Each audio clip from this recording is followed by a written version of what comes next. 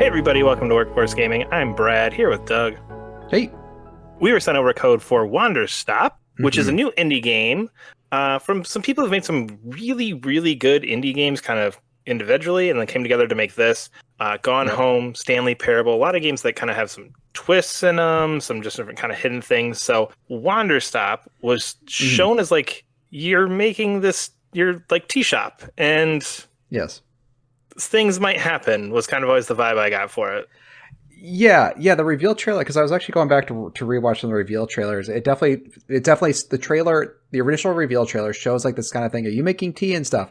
And then it ends with like a woman having sort of a mental breakdown on a bench, and Yeah. that's how, like the reveal trailer ended. So I think, at least I'll say that I had sort of the preconception, especially because the guy who wrote this did Stanley Parable, which was like extremely subversive, fourth wall breaking. Like that's the point of the game. So, I mean, my expectation for this game was like, oh, this is going to have one of those big old horror twists. And actually, it's not a tea shop, but it's actually some sort of eldritch horror game. And it's like not. It is a game about running a tea shop Hmm. through like from beginning to end. I think the thing that is interesting about it is the framing for the story. I mean, it's not like there isn't there. And when I'm saying there's no twist, I mean it's just literally not a horror game. It is like a tea shop management game. Okay. But there are interesting plot reveals and that sort of thing. So the basic story is that you're this character named Alta, who is the world's best arena fighter. She's won hundreds of fights. I forgot how many she says. And then, so she's always trained her entire life to be the best fighter, and she is the best fighter. And then she loses a match, and then she loses another match. Yeah. And basically, this completely like breaks her as a person because, like, how can she be good if she's losing matches? How can she be the best? Hmm. So she decides to go off into the forest to find basically the best trainer ever, so that she can be a better arena fighter. And then she wakes up in this tea shop with this character named Boro who's running it, and he's saying, it's like, well, why don't you just rest a while and you can help me run this tea shop? Like, you'll have plenty of time to go meet this like great swordsman and like Hmm. learn all your stuff and do whatever you need. Like, why don't you just help me run my tea shop? Okay. And then that's the game, is you running the tea shop as a person who does not want to run a tea shop, which is Interesting. Okay. awesome. Yeah. Yeah. So when you say like tea shop management, is this like Mhm. tea shop management simulator? Like how in the weeds of this are you? Because that was my hesitation when I saw this. 'Cause it Yeah. looked interesting, looked like it had some ideas, very cool art style to it. But it was like, am I Mhm. just sitting here mixing tea all day? So no, so that's the thing that's like kind of interesting about this game. And so I don't play cozy games just because they're just not a genre that really interests me. And a Same. lot of times it's because they get like a little too complicated, and I'm just like, farming is not something I'm super interested in. This game, it is not a farming game. It's not even like a management game. What it is, it's like a visual novel. And then when you play visual novels, there's always like a gameplay aspect to it. Yeah. In Danganronpa, it's like running around the halls and like trying to find people to talk to, or doing like little mini games and stuff. This is a visual novel, and then the gameplay in between the little visual novel bits is doing very simple actions to create tea. So, like, for example, to create, well, I don't want to get too in the weeds on how to create a tea, but like, it's just a very simple process. Like, if somebody comes up to you and say, hey, I need this tea with this specific ingredients, that whole process takes like, if you have nothing to start with, I mean nothing, there's like, I need a tea with 4 different ingredients, that whole process takes like 5 minutes. Okay. So it's like the process of making the tea, which is like really fun and interesting, and maybe I can talk about like a little bit, it's not like you're doing really extensive stuff. You are doing gardening stuff, but like, once you plant a thing, it stays there. You don't need to like water it in any weird specific way. It doesn't die out. You don't have to take care of it. You don't have to worry Yeah. about what time of year you plant it. When you plant it, it's planted. And then like you combine seeds together and you make a new plant. And that plant's like, it's there, you get the fruit or whatever, and it just kind of sticks around. So you kind of have a natural progression through it where you're not like constantly like, I feel like if I play Stardew Valley, it's like I just need to go get more corn, and then I go plant corn, and then I get more corn, and I plant more corn. It's just like, okay, I planted this, then this, then this, then this, then this. You're kind of just naturally planting through everything, so it's not like a rehash over and over again. No, so it's kind of, it's a little bit weird. It's like kind of spoiler, but like the game is sort of broken up in these different chapters, and then each chapter you get like a new type of seed, so you can make like more complex tea ingredients. So Oh, for okay. example, like somebody may come up to you and say like, hey, I want a tea that reminds me of my childhood. And you pull up and you have this book, you can read in your book. It's like, you look at different types of tea ingredients and one says this will make you nostalgic. It's like, okay, maybe that's the tea I need to make for this guy who's come over and said like, okay, I'll make a tea that will make him nostalgic. So you go out and you make the ingredients and all that stuff. So a lot of the thing is like, you talk to the guy, you want to understand what kind of tea they make. Then you read your book to figure out what plants you need to grow, which is a really simple process. You grow the plant, you make the tea. But the thing that's kind of fun about like the game just in general is like the writing is really, really good. And that was the thing that was like driving me through the game.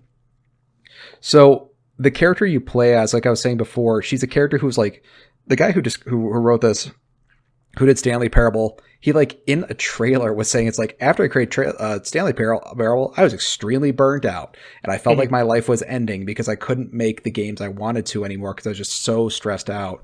So that's kind of what this character's deal is. This character who like constantly beats themselves up to be the best and now they can't. And now they're being told, hey, you need to rest. You need to take a break. And they're constantly fighting against that. Yeah. So it's really cool. Like when you're meeting characters who like, oh, could you get me this sort of tea? Like at the beginning, she's like, God, I don't want to make any fucking tea sort of thing. It's just like, and then it's like, sure. And like, it's funny because like the way she interacts with customers is like a person who doesn't want to be at a tea shop, has no business, is basically forced to do that because she's too exhausted to go out further in the forest. Like, so she's just like literally collapsed from exhaustion and she needs to rest at this tea shop. So it's like really funny seeing her interact with patrons who she's like not good at it. It's like you have really funny dialogue options where it's like all of your dialogue options are like a negative. So it's like your character is never like, I don't know. They always want to leave. Like the entire game, they just want to leave. This is just like, this is just like a stopgap on from them becoming a warrior. So it's just like really neat. And then the characters that they bring in are really, really, really cool. Like they're just interesting characters. One of the first characters you meet is a guy who is a knight. And the reason he's a knight is because he wants his like kid to like him. He just wants to be like a cool dad. So he's like, oh, you know what? Kids like knights. I'll just go out and be a knight. And he's like getting himself into like serious danger.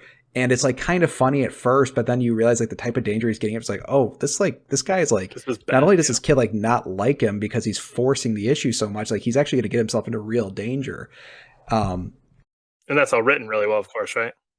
Yeah. Oh, yeah. No, it's like incredible. So it's like, it's kind of neat because you are just a person serving them tea. So it's not really your place to give them advice too much.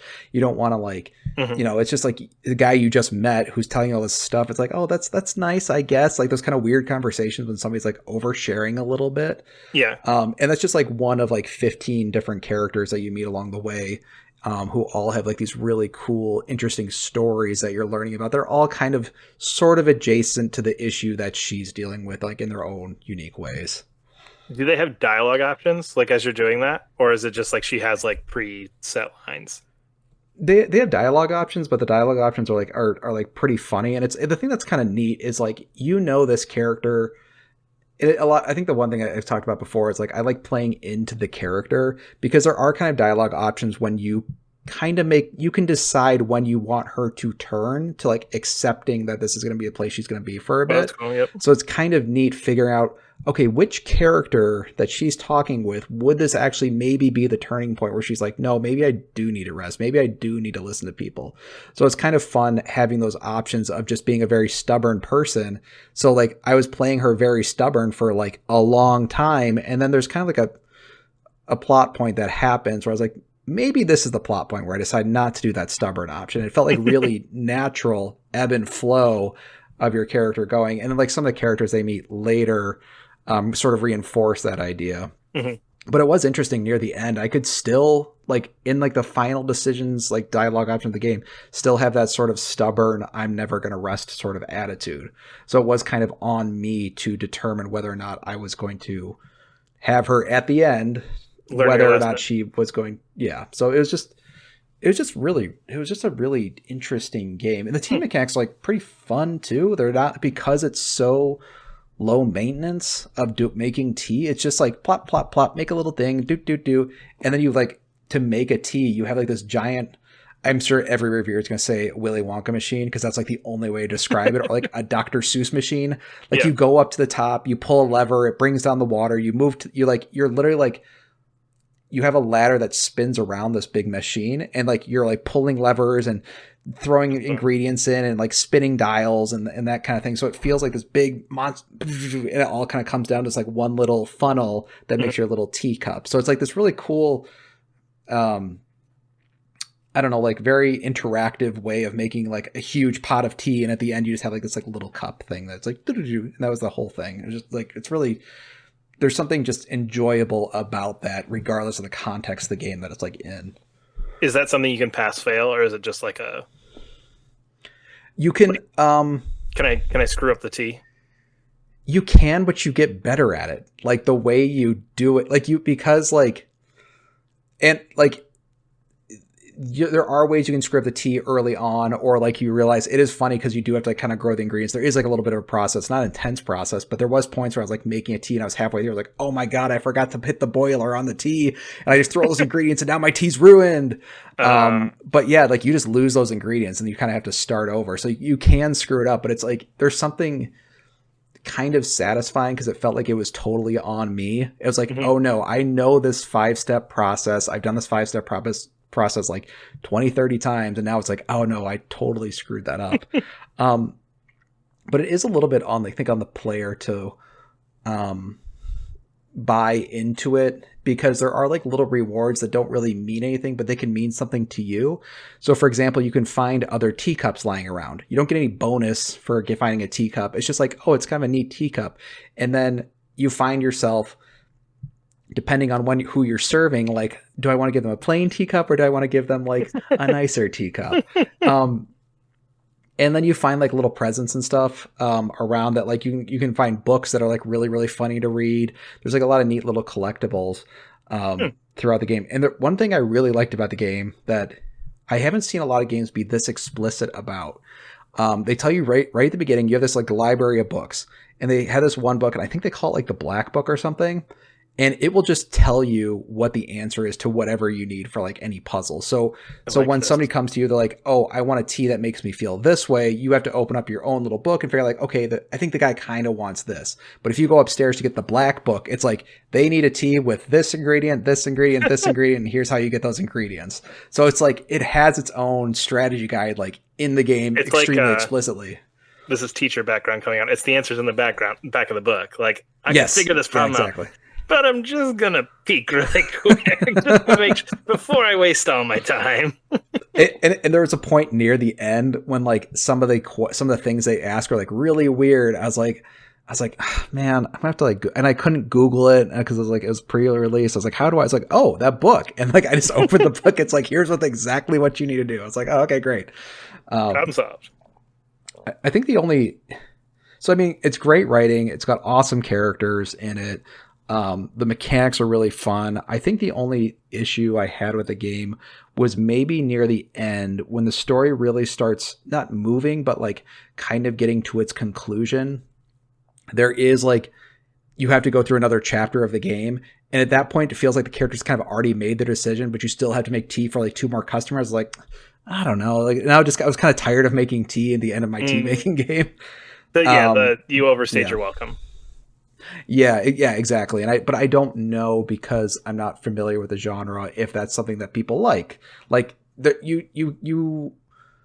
I didn't spend a lot of time like decorating my tea shop and stuff. There's cool things you can do with photos that I did, but like you could plant different plants just to make them look nice as opposed to like have utility to them. And I was just like, I'm not really gonna do that. So thing. Maybe. But maybe somebody who does play those kind of games would like that aspect of it and like would have gotten super into that at that point. But I just like wasn't that into kind of like your mileage will vary based on your desire to do okay, do I want this to make this like The Sims and make my perfect tea shop? Do I want to make this like a Stardew Valley and cozy game where I'm farming and all that? And you can kind of play into those how much you want to. Is that kind of what you're saying? Yeah, exactly. But like you can even doing very little, you can max out everything you need like pretty easily. So like a lot of the additional stuff you would do after that is like mostly aesthetic. It wouldn't be for mechanical. So it's not like you're getting more money by having like an amazing looking tea farm, or you're getting more bonus tea points or anything like that. It's just like, oh, it just looks kind of nice. So that's why I was actually curious. I'd be curious for people who play cozy games, like, is this one they would like because the mechanics really aren't that deep? But to me, because I liked the visual novel stuff, and the team making part was kind of like Secondary. not as it was second. Yeah, it was like and not super fleshed out. I was like, actually, I could get through this game really easily, and I really, really enjoyed it. I was like, yeah, it's a great story, and all that stuff. So I really liked it. It's a really, really cool game. I'm curious. Interesting. Yeah. Well, we are, of course, gaming. Subscribe to our channel. Leave a comment below. There's links to support us on Coffee as well. We'll see you later. Bye.